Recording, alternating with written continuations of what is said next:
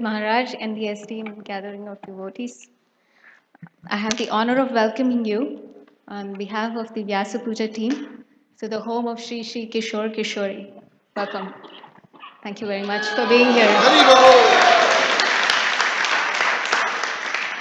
We have gathered here to celebrate a very significant event, the Vyasa Puja of Srila Romapad Maharaj, and to honor the disciplic succession whom he represents, dating back to Vyasadeva and to Lord Krishna himself.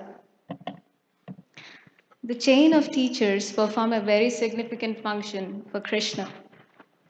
They bring a conditioned soul who is trying to enjoy material happiness and feels that it is the essence of life back to the shelter of Krishna's internal energy and help them experience spiritual happiness. When a conditioned soul experiences spiritual happiness, material happiness is compared to but a drop in an ocean of bliss.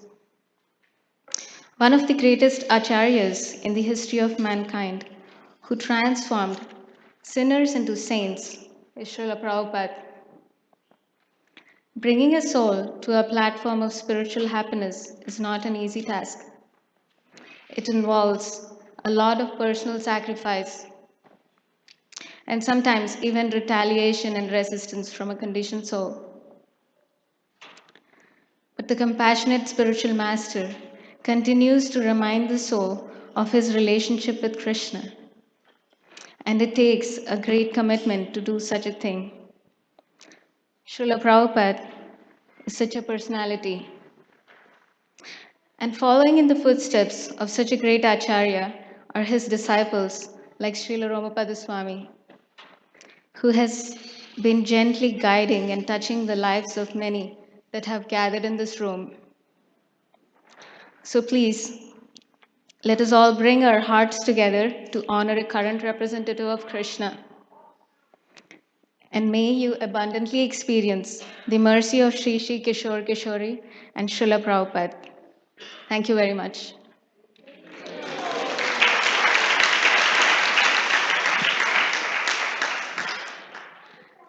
Just a practical announcement before we start. Kindly leave the aisles on both sides of the temple room because we may have some traffic going back and forth. Now I would like to request Maharaj to address the gathering. Krishna. You're doing great so far. She was really reluctant. But you look so important. It's your mercy, Maharaj. And so It's much that support. big table in front of you.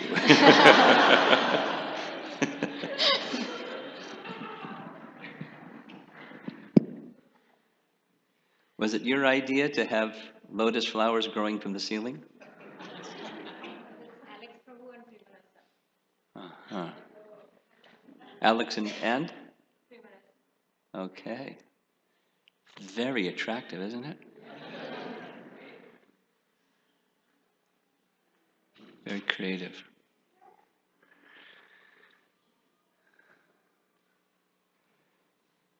So I'd like to speak a few things on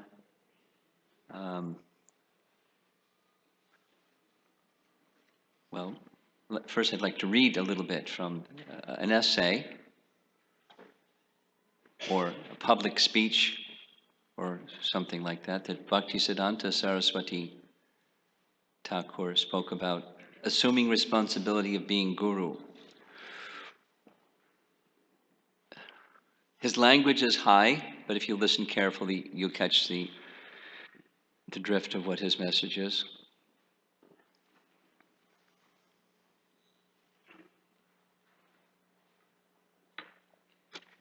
We have taken upon ourselves the responsibility of welcoming this grave charge. All the audience have accepted ordinary seats, and I alone have been provided with a lofty seat.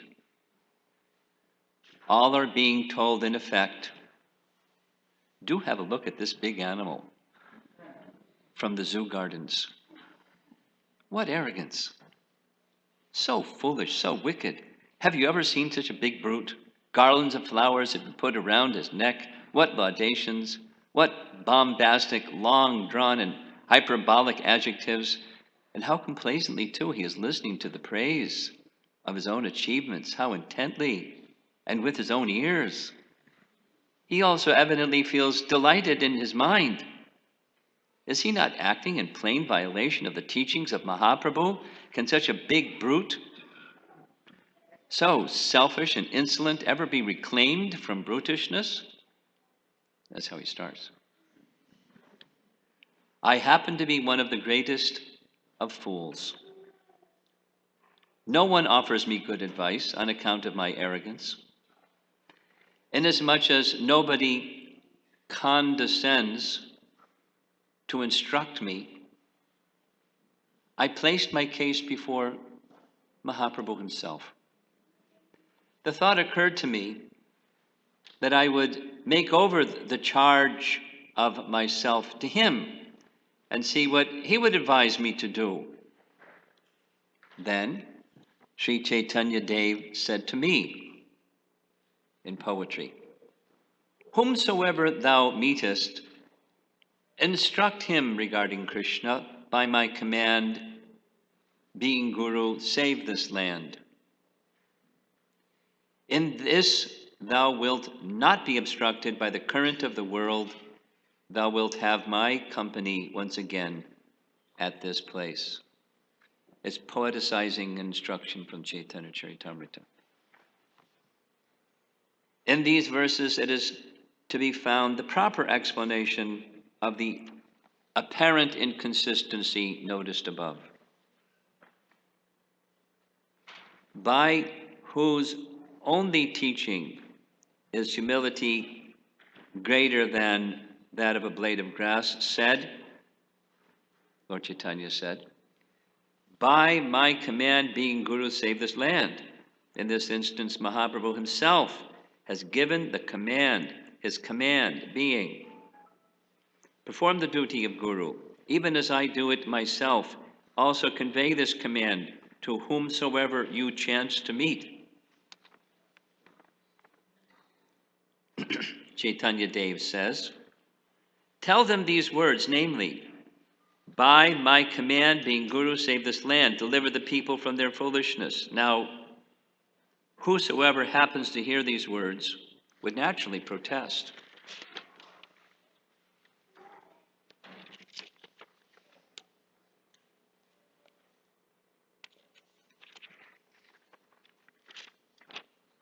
Palms joined. But I'm really a great sinner. How can I be a guru? You're Godhead himself, the teacher of the world. You can be guru. To this, Mahaprabhu replies, again, in this thou wilt not be obstructed by the current of the world. Thou wilt have my company once again at this place.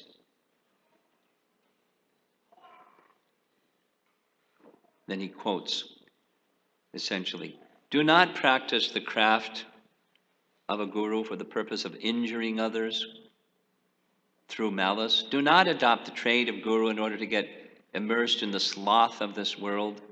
But if you can indeed be my guileless servant, you will be endowed with my power. Then you need not fear. Paragraph. I have no fear. Bhaktisiddhanta has no fear. My Gurudev has heard this from his Gurudev, and it is for this reason that my Gurudev accepted even such a great sinner as myself and has told me, by my command, being Guru, save this land. It is only those who have never heard these words of Gaurasundara who say, how odd to listen to one's own praises.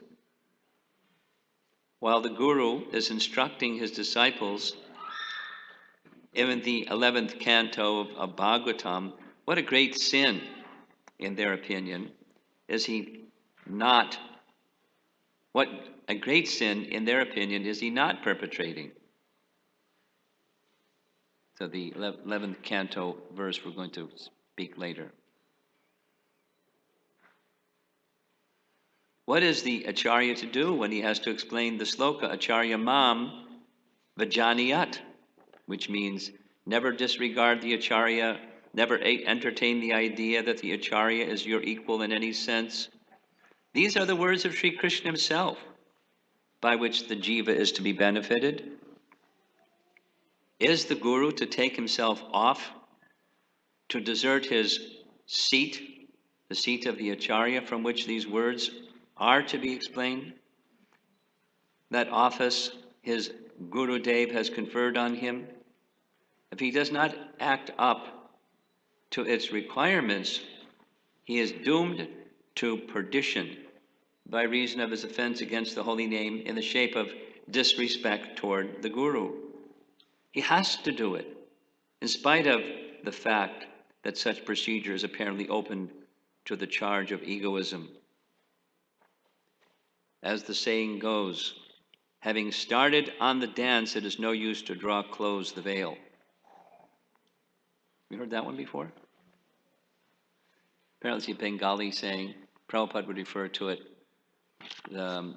something like this: a girl is trained from youth in dancing, and then it's time for the performance. The curtain opens, and she's shy. She can't dance because there's an audience in front. So, similarly, having started on the dance, it's no use to close the veil. I have to serve God in the straightforward way. The word of God has come down to the Guru Dev. I have to obey it in all sincerity. I will not disrespect the Guru at the instance of any foolish or malicious sectarians. Especially Guru Dev has directed me, saying, by my command, being Guru, save this land. This command has my Guru Dev preached, is as my Guru Dev has preached. My Guru Dev, in his turn, has conveyed the command to me. I will not be guilty of any insincerity in carrying out that command.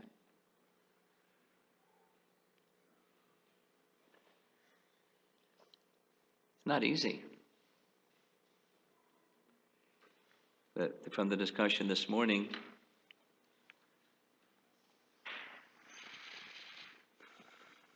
the effect of the chanting of the holy name becomes made possible, or the fullness of it becomes possible through meekness and humility, and then taking on a position of responsibility where persons are to honor and respect. It seems to run contrary.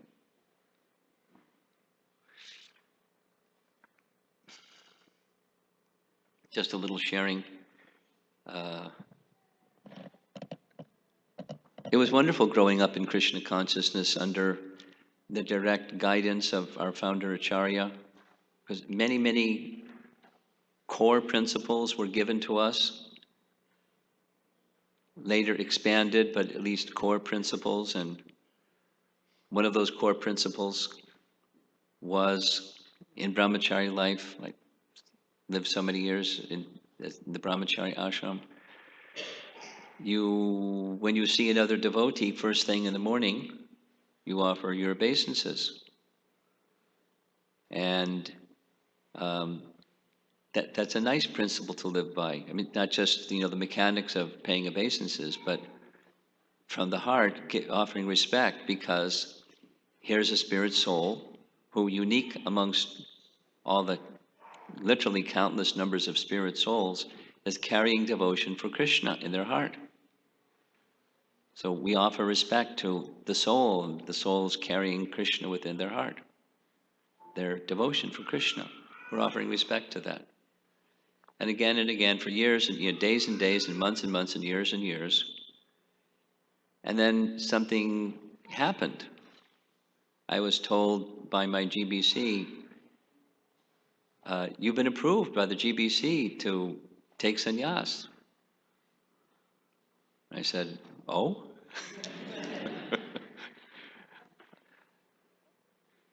Why? Why take sannyas? Well, it'll increase your preaching. I said, I got more preaching is coming out my ears. I don't need something to increase my preaching. And the GBC said, "Oh, you're attached." I didn't understand till later what he meant. What he meant was, "Oh, you're thinking that you may want to become a householder, so you don't want to take sannyas." That's, I think, what he meant. He didn't explain it. Okay, no sannyas for you. Okay.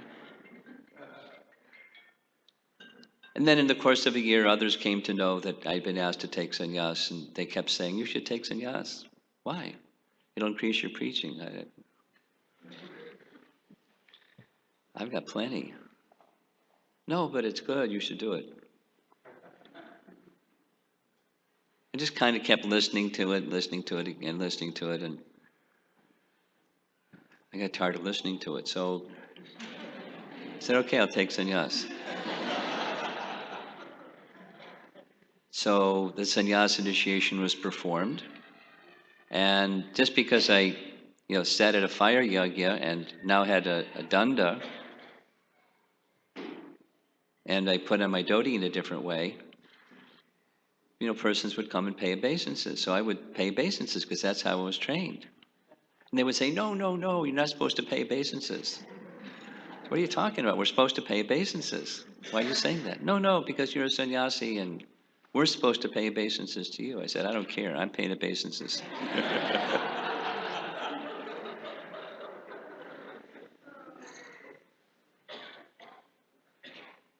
Then I got over the shock of, wherever I would go, it was like awful.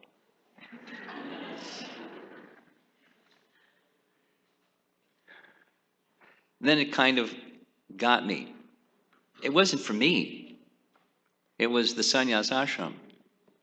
And I was supposed to be a representative of the sannyas ashram, and then that's what's good for others to pay obeisances to someone who's properly representing sannyas ashram. So my real assignment was to properly represent sannyas ashram.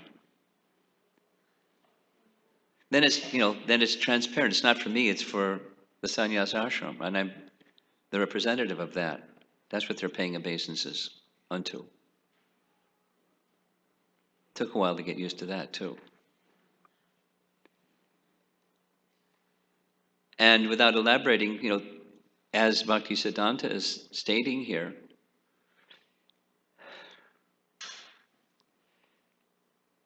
it's not easy to sit here and do this. I'll be honest. If there's false ego involved, it's unbearable. It's painful. But if the activity can be done as a service, it's not unto me, it's unto, as his indicating in his language here, the order of the spiritual master is being respected.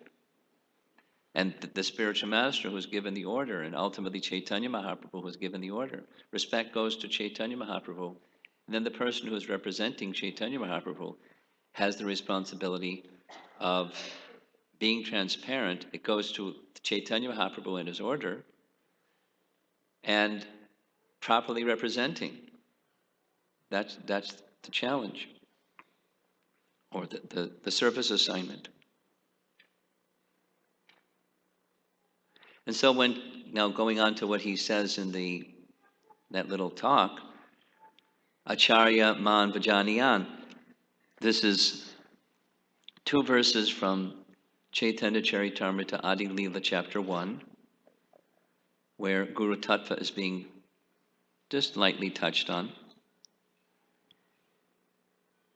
Guru Krishna Rupa Hana Shastrera Pramane Guru Rupe Krishna Kripa Karina Bhakta Gane. Translation: according to the delivered opinion of all revealed scriptures, the spiritual master is non-different from Krishna. Lord Krishna, in the form of the spiritual master, delivers his devotees. So it's Krishna who is the deliverer, and he's acting through someone, the instrument of Krishna. The position of Guru is the instrument of Krishna, and because of the instrument of Krishna, non-different from Krishna, but different from Krishna. But non-different from Krishna. But not Krishna. The instrument of Krishna. Then, short purport, just 2 sentences. The relationship of a disciple with his spiritual master is as good as his relationship with the Supreme Lord. A spiritual master always represents himself as the humblest servitor of the personality of Godhead, but the disciple must look upon him as the manifest representation of Godhead. I'll refer back to this at the end of this discussion this morning. But in another address, apparently an initiation address, Bhaktisiddhanta, maybe it was Vyasa Puja Address. In any case, Bhaktisiddhanta was saying, the persons who are assembled here have been offering me very wonderful instructions. I take them as my Prabhu. It's quite the opposite, apparently, the opposite of what we just read, taking the position of service on behalf of Guru Dev and Mahaprabhu, and so receiving. I mean, he didn't include all the things that he said, but and so seemingly just the opposite. The praises that are coming to the spiritual master, Bhaktisiddhanta is saying, this is very nice. This is instruction of how I should be. I thank you all, my Prabhus, for giving me nice instruction on how I should be. Now I'll try to live up to those nice instructions that you've given. And it wasn't tongue-in-cheek or cute or something. It was at the same time being very bold and strong, at the same time being very humble and understanding the instruction from Krishna comes in various ways. Others can also be the instrument of Krishna to offer instruction. Not only up here, it can be Krishna can instruct from whoever he wishes. We have to be discriminating what's instruction and what's not instruction, or what's to be done, what's not to be done, and so forth. Then this next, text 46, is this verse that he was referring to, Acharyam mam vijaniyan navamanyeta karhachit. Navamanyeta karhachit, one should never disrespect at any time. Namarcha buddhaya suyeta sarvadeva mayo guru. Translation, one should know the Acharya as myself. This is from Bhagavatam 11:17. This is Krishna speaking to Uddhava. One should know the Acharya as myself and never disrespect him in any way.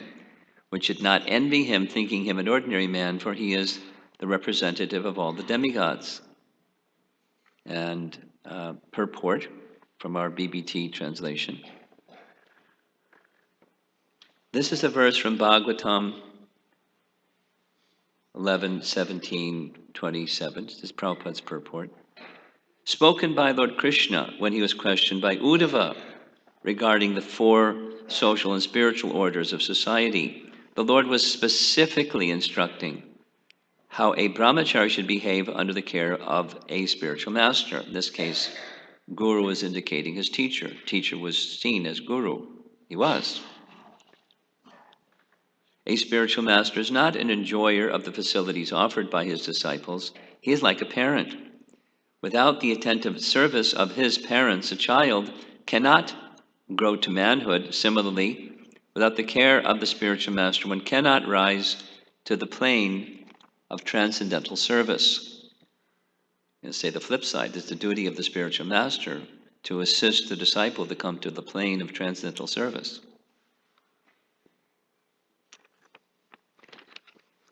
Paragraph. The spiritual master is also called Acharya, or a transcendental professor of spiritual science. Manusamhita explains the duties of an Acharya, describing that a bona fide spiritual master accepts charge of the disciples, teaches them the Vedic knowledge with all its intricacies, and gives them their second birth. The ceremony performed to initiate a disciple into the study of spiritual science is called Upaniti, or the function that brings one nearer to the spiritual master. Upa means near or close, upaniti. That's, the traditional Brahminical procedure of upanayana, the receiving of Brahma Gayatri mantra, after preliminary work under the Guru to learn so many things, like Nimai Pandit when he was young was teaching grammar and so forth. But the byproduct or years of study may bring one to the point of qualification when receiving this upanayana or Gayatri, then one can begin the study of the Vedas. But those are all preliminary things. Purushcharya, it's called, mentioned in Chaitanya Charitamrita.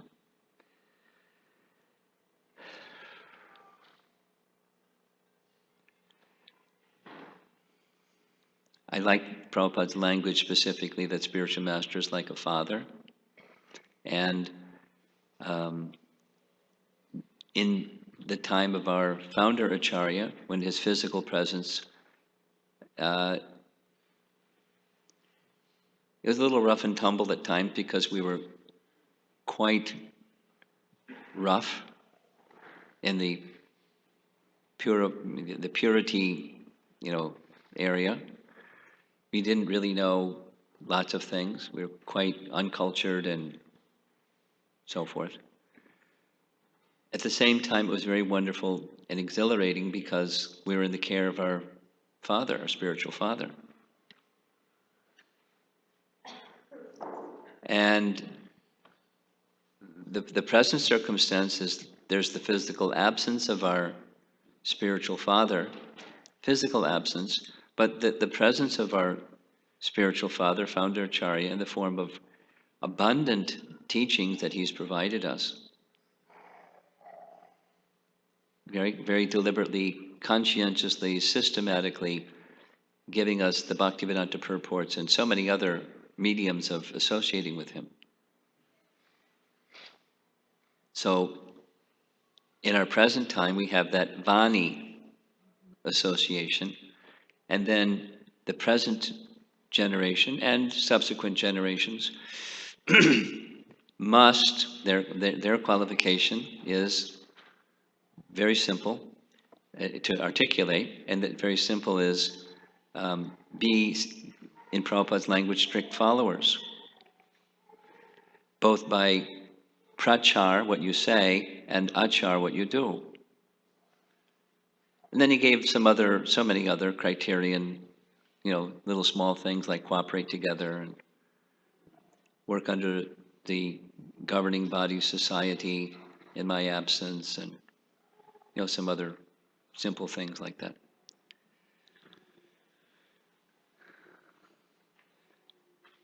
So there's a number of, in our modern society, ISKCON society, the multiple guru system is there. And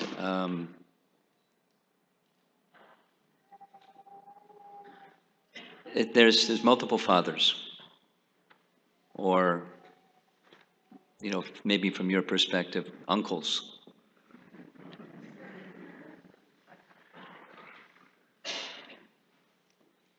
And the etiquette is that respect should be given to those uncles. And the uncles should be ideal representatives of the father, who they're the sons of.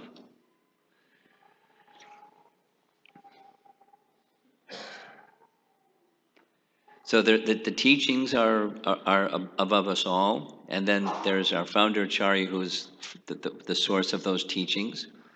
Of course, those teachings come from disciplic succession, etc. But that's our life in Krishna consciousness. We want that kind of a harmonious life. So that's, I look at ISKCON, especially this ISKCON 50. It's a nice opportunity to certainly glorify Prabhupada, but specifically ISKCON, because it's wonderful that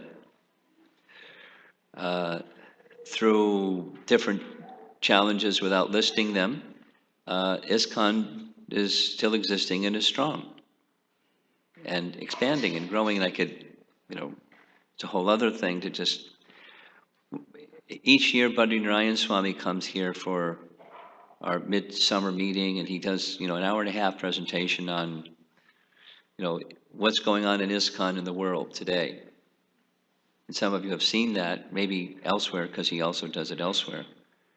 And there's a lot going on in ISKCON today, all over the world. It's amazing things, amazing. So, in short, ISKCON is expanding, and as ISKCON expands, the family expands, and as the family expands, there's need for more and more, exactly as Prabhupada did, persons to guide the family members. I like to call that village elders.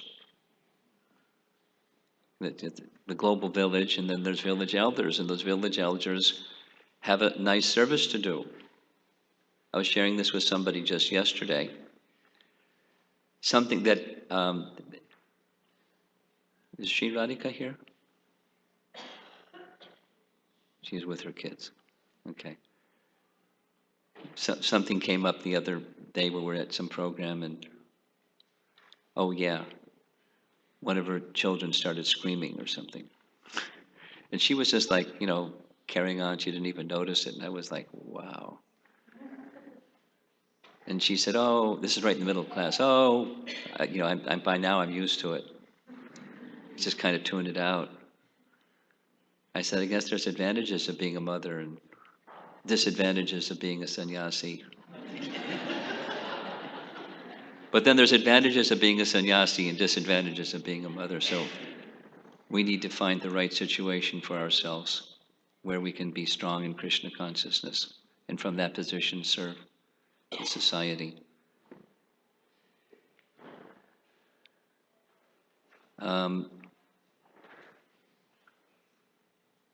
So one of the advantages of being a sannyasi, I'll share with you, it's getting a picture of the progress of devotees at intervals of time.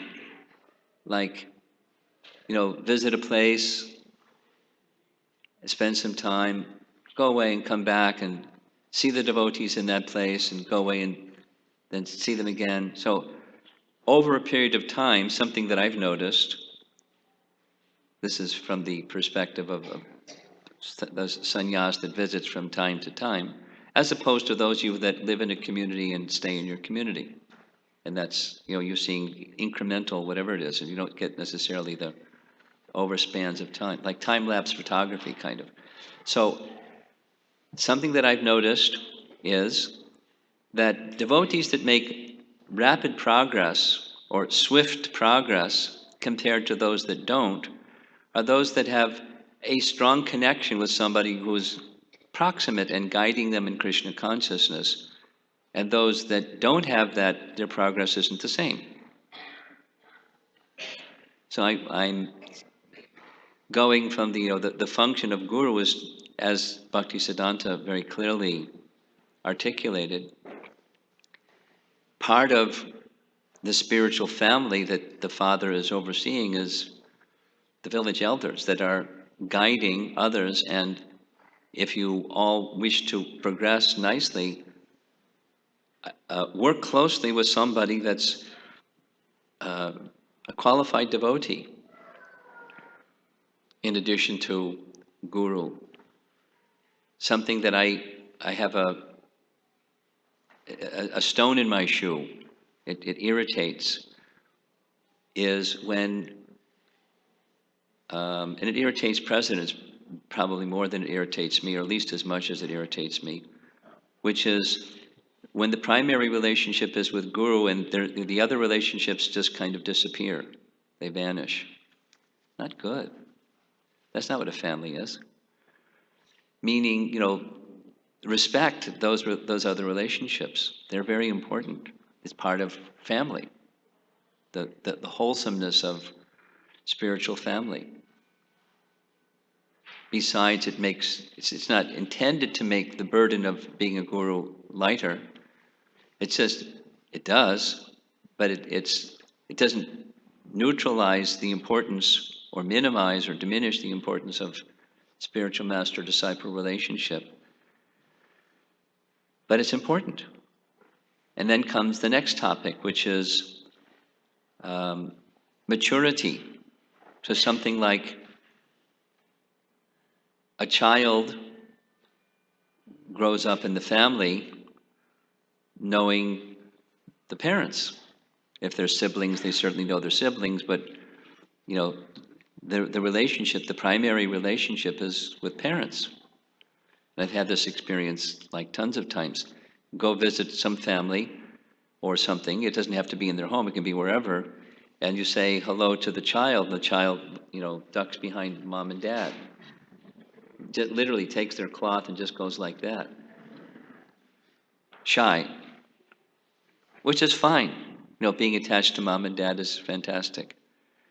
But supposing after some period of time, it does happen, when the parents see, let's supposing it's not just, a sannyasi, it's just somebody that visits the home. Another family, mother and father have a friendship with another somebody, adult. And that adult starts to visit or interact with the family regularly, and the child becomes comfortable with that other family because mom and dad are comfortable with that other family or those other people. So the circle expands. And just take that model and keep moving with that model, and that's a spiritual family. And that's my picture of what ISKCON is. We have our founder Acharya, we have some disciples or some of his followers, faithful followers, and some are faithful followers that don't want that service. They just like being whatever they are. Let's, because he was just here a little while ago, Dravida. What an exemplary personality. And he doesn't have any interest in that kind of guru-disciple relationship, but he has very intimate relationships with many devotees, particularly in San Diego, but different places, because they look up to him and go, wow, you're awesome. And he's ready to give his time in congenial association. He's lots of fun and very Krishna conscious, and gives nice advice and a big inspiration. So like that's our spiritual family is populated with many, many, many. So little message here is that's good, and I'm speaking on this occasion to encourage those relationships for the wholesomeness of the family.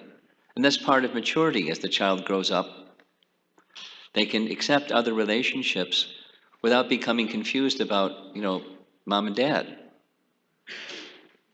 They have an affinity for mom and dad, and it doesn't disappear when there's other relationships. It's immature when it disappears. Maturity is to be able to accommodate multiple relationships, and shouldn't be done prematurely. It should be done in a natural way, according to how different persons progress in their Krishna consciousness. We shouldn't be negligent of the local, whatever it is. The respect should go in all directions, is my point. And that's wholesomeness, and it's part of the symptom of maturity. There may very well be principal persons who we feel a special affinity to. That's good. And then there's others that we don't, it's not the same. Like this notion of like-minded devotees. It's natural to want to be with like-minded devotees. Dravida loves slokas. Some people don't like slokas. Dravida loves slokas. And persons that like slokas are going to love being with Dravida because he loves slokas. And some people like deity worship. I haven't seen Dravida ever do deity worship. But some people like deity worship, and so people that like deity worship like being with people that like deity worship. That's natural, etc. So while that like association with like-minded persons is perfectly natural, wholesomeness and maturity includes respecting persons who have a different like-mindedness. or groups of persons that have a different like-mindedness, and being respectful to the core Krishna consciousness within and the fidelity to the founder Acharya. It's like a bouquet. Prabhupada gives this example specifically in speaking with one Irish professor who is saying, how is Krishna consciousness going to bring a solution to the Catholic and Irish feud that's been going on for so many hundreds of years? And his answer is Krishna consciousness. And then this fellow is saying, how is that possible? He said, by Krishna consciousness, that there's differences, but there's this core. Then he points to his society. These boys and girls have come from so many different backgrounds. Think about it. Look around the room. There's lots of people from the Indian background, of course. Come to the ILS, the International Leadership Sangha. It's a mind blower. It's not just the word international. It's living color.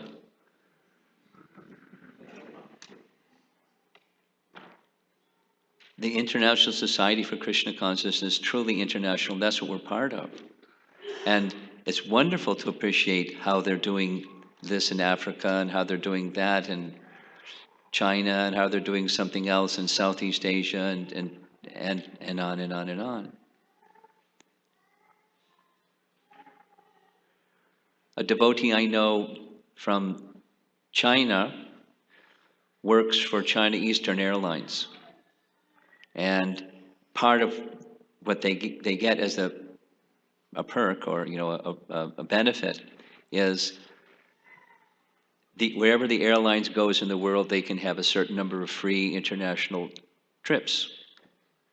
And so this devotee and accommodation. So this devotee went to Paris.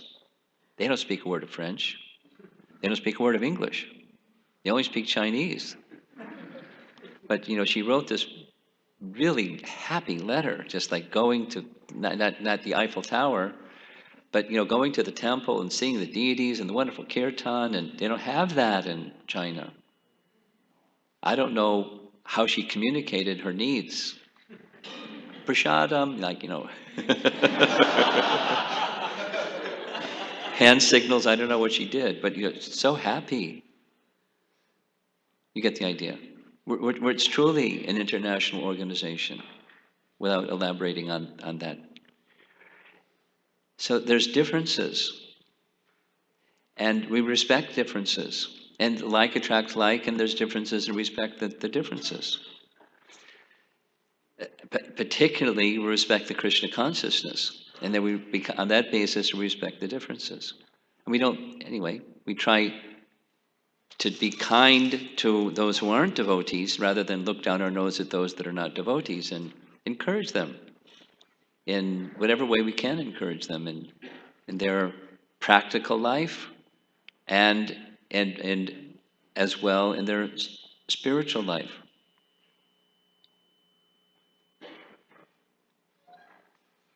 There's so many ways, unlimited ways, if one has that spirit to bring Krishna and Krishna Bhakti into the lives of people that aren't thinking at all Krishna Bhakti. They may even have an aversion to Krishna Bhakti.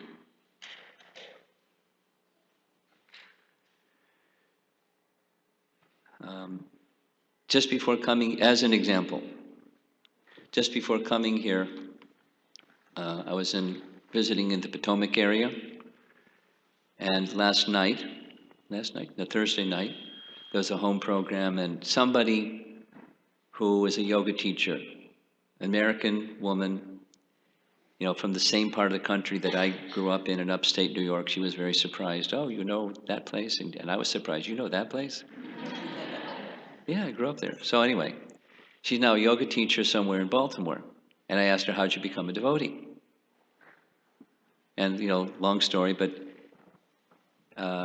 she went to a yoga class that was taught by Hari Kirtan Prabhu, Satsrup Maharaj's disciple. And in addition to learning yoga from the yoga teacher, Hari Kirtan, she learned how to She learned about Krishna from Hari Kirtan. And now she's a yoga teacher learning how to incorporate to give, and her commitment is every class, something, not like indoctrination, but something that's comfortable for the people that she gives her yoga class to. And she loves it. And she was giving some examples.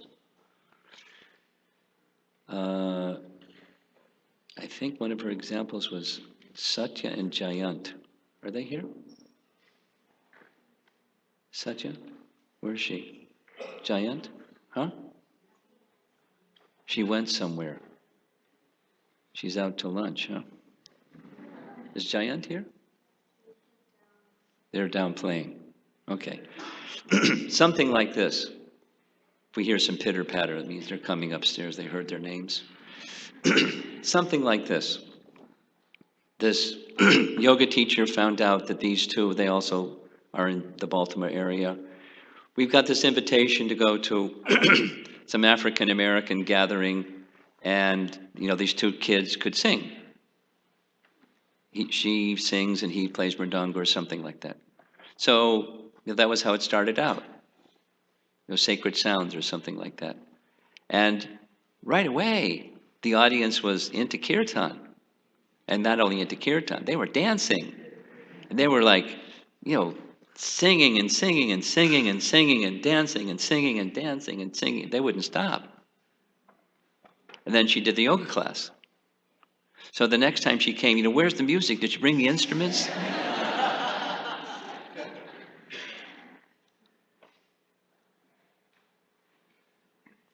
Hari Kirtan. So,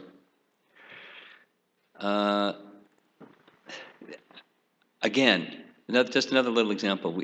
This is from Penn State University, I don't know, 10 years ago. We got this idea to have at the very beginning of the semester, were you there?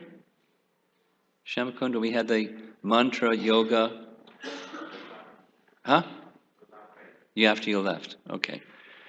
So, mantra yoga retreat. Somehow the university agreed. Big banner right across the arch.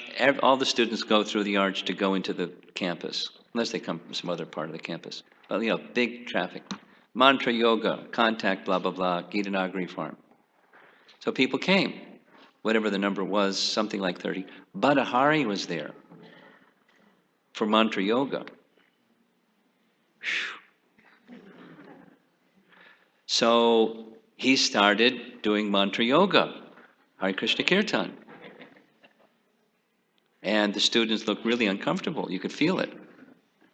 And one of the devotees was sitting next to one of the other students who was turned over and said, "Is this about God? I'm getting out of here." Because they came in their, yoga mats and their whatever you wear when you do yoga.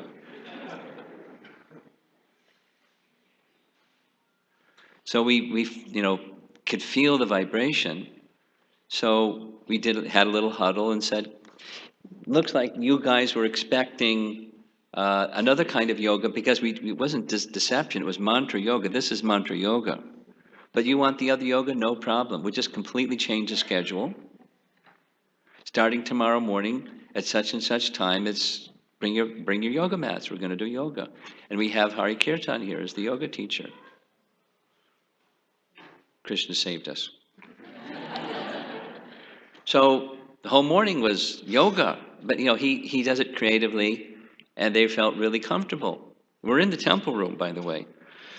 The curtain was closed, artis, but we're in the temple room. They could, they can hear the bell ringing, and they know it's something, not just a yoga studio.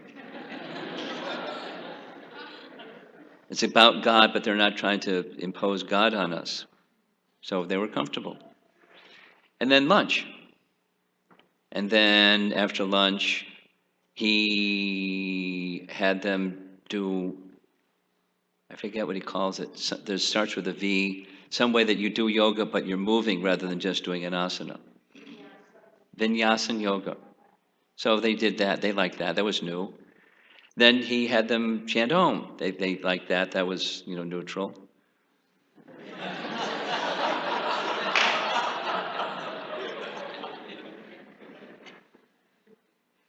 Then he had them warmed up. They felt they got what they came for. Their expectation had been met. And the teacher is very, affable and warm and funny and friendly and, lots of good jokes and things like that. So then the evening came. So it's Vadahari's turn again. And he was really apprehensive. So he didn't chant Hare Krishna. He did Om Namo Bhagavate Vasudevaya or something like that very slowly. And, they got into it and they were doing this with their hands. And then he stopped. So they did what devotees sometimes do at the end of kirtan. More, more, more. So he looked at them, looked at us, and said, okay, we'll go to this Hare Krishna kirtan. We'll do it slowly. So after some time, they got up and started dancing. They've never seen devotees dance, but they got up and started dancing like devotees dance. Going in circles and the back and the forth and the whole thing. So he put his hands up like this and got right into it. And they were dancing and dancing and dancing and dancing. Whereas the evening before was, I'm out of here. So there, as an example, and there's millions of examples of how those that they're carrying bhakti can convey the bhakti that they're carrying in a way that even persons that have some aversion can become accepting. It's not always that it happens, but it can happen. And we should be thoughtful of how we present what we present, knowing the audience and so forth. So there's different ways of presenting Krishna consciousness, is the point. And we should respect that there's different ways of presenting Krishna consciousness. The essence is to bring people to Krishna. And the essence of bringing people to Krishna is through the holy name of Krishna. But we want that. And we should respect those differences. We have our liking like this, or someone may be diverse and have multiple ways, but be respectful of the multiple ways. Well, even we have our particular liking. And those of you that might be able to participate in this International Leadership Sangha, I invite you, consider. I mean, I don't know if you have to have some credential that I'm in charge of a certain department or something. I think it's just a matter of, willingness to go and participate. To consult with they may ask if somebody registers, oh, can you give us some endorsement, character reference from your local temple president? And say, oh yeah, that they would be really good for that devotee to go. But it will broaden your perspective on the international family, the society of Krishna consciousness. And I'm sure there's going to be lots of take-home things that you can take back to the place where you've come from and how you can apply that. It'll be very inspirational. A lot of preparation, maybe 2 years worth of preparation has gone into making this event meaningful for the people that come. Now, one last thing is, goes along with maturity, but something I very much, and harmony, something I very much like, that I've heard from Bhadranayan Swami maybe 20 times, so it's gone in. He was sitting in front of Srila Prabhupada in Los Angeles, Prabhupada speaking on the Vyasa, and indicating some of the same that I've been saying, but he said it in a unique way, respecting differences. Prabhupada said, one of the signs of intelligence is being able to hold in the mind simultaneously two opposing views. I'll say it again. In fact, I'll read it. A sign of intelligence is the ability to hold opposing points within the mind simultaneously. Now, the mind is binary, like a computer, or like a switch. It's either on or off. It's a 1 or a 0. The mind is accept and reject. So if you accept this, the indication is you reject that. Or, liberal and conservative, or, in this world there's different points of view on things. And someone holds this point of view. We've all been through this, it's not new. Then you can find justifications and support within teachings that says this point of view is right. And you gather your quotes and you say it's right. And then there's another group that says that's right. And they have their references and their logic and so forth. And then there's dissension. It happens. It happens, right? So maturity, it's not always they're both right, but maturity is a feature of it, is spiritual intelligence, because material intelligence can't do this. Intelligence is higher than the mind if it's functioning properly. So the mind is either this or that. So within the mind holding two opposing views, the capacity to do that is intelligence, or it's the symptom or a symptom of intelligence. So may you all become intelligent. And that's possible through Krishna consciousness and associating with Krishna conscious persons who have spiritual intelligence and can simultaneously, within the mind, hold two opposing views. Now you may prefer this one, or you may prefer that one. But, respect, there's opposing views, and I prefer this one, and these are my reasons why. And one of the helpful things is to be able to articulate the opposing points of view and the reasons why. Now, when we're dealing with non-devotional points of view, we don't embrace them. But speaking, specifically amongst the society of devotees, I'll just read it again. A sign of intelligence is the ability to hold opposing points within the mind. Going back to Bhaktisiddhanta, back full circle around to where we started from.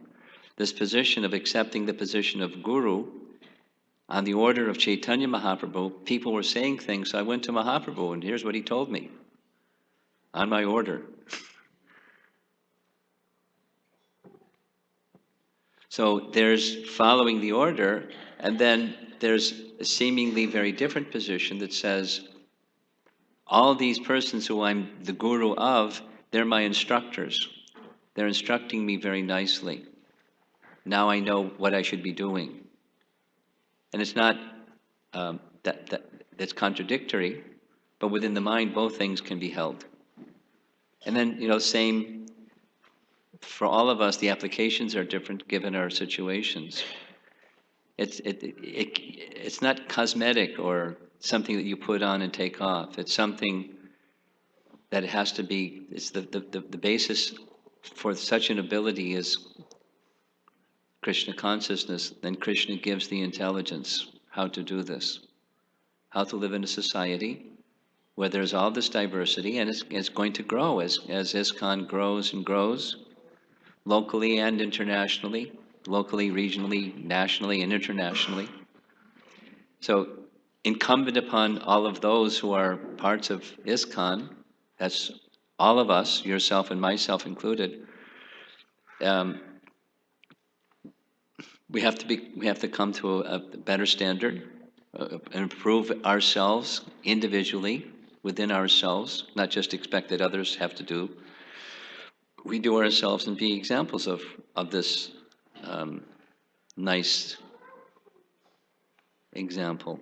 It's something that will help us stay closely connected with those that have that capacity. They'll help you.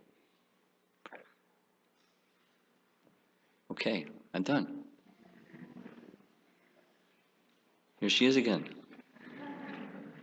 This is Leela Manjari, by the way. She's a nice devotee. Thank you very much, Maharaj. Hare Krishna.